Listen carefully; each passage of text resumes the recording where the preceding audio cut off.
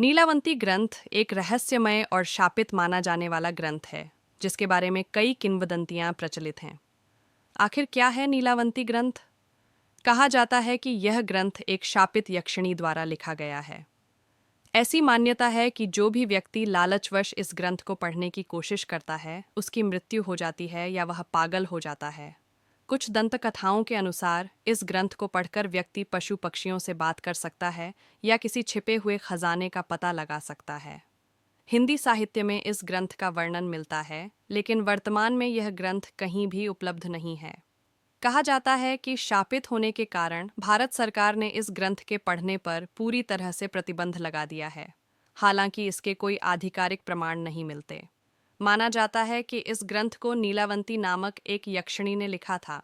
ऐसा क्या है इस ग्रंथ में? आइए जानते हैं।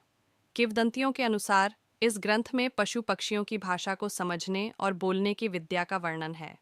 कुछ कहानियों में यह भी कहा गया है कि इसमें छिपे हुए खजानों का पता लगाने के तरीके बताए गए हैं।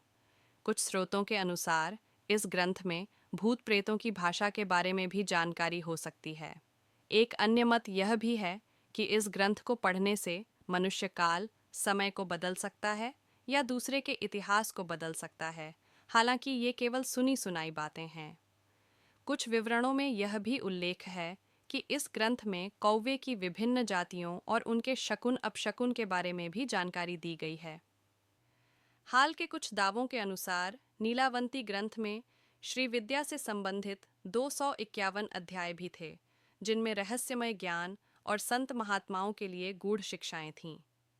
ग्रंथ के शापित होने की कहानी यह है कि नीलावंती यक्षिणी ने इसे लिखने के बाद श्राप दिया था कि जो भी इसे बुरी नीयत से पढ़ेगा उसकी मृत्यु हो जाएगी, और जो अधूरा पढ़ेगा वह पागल हो जाएगा। कथित तौर पर कई लोगों के साथ अप्रिय घटनाएं होने के बाद भारत सरकार ने इस ग्रंथ पर प्रतिबंध लगा दिया। हालांकि इस प्रतिबंध का कोई आधिकारिक प्रमाण उपलब्ध नहीं है। महत्व: नीलावंती ग्रंथ हिंदी साहित्य और लोक कथाओं में एक रहस्यमय और डरावनी कहानी के रूप में प्रसिद्ध है। यह ग्रंथ अंधविश्वास और जिज्ञासा का विषय बना हुआ है। यह ध्यान रखना महत्वपूर्ण है कि नीलावंती ग्रंथ के अस्तित्व और इसकी सामग्री के बारे में अधिकांश जानकारी लोक कथाओं और किंवदंतियों पर आधारित है।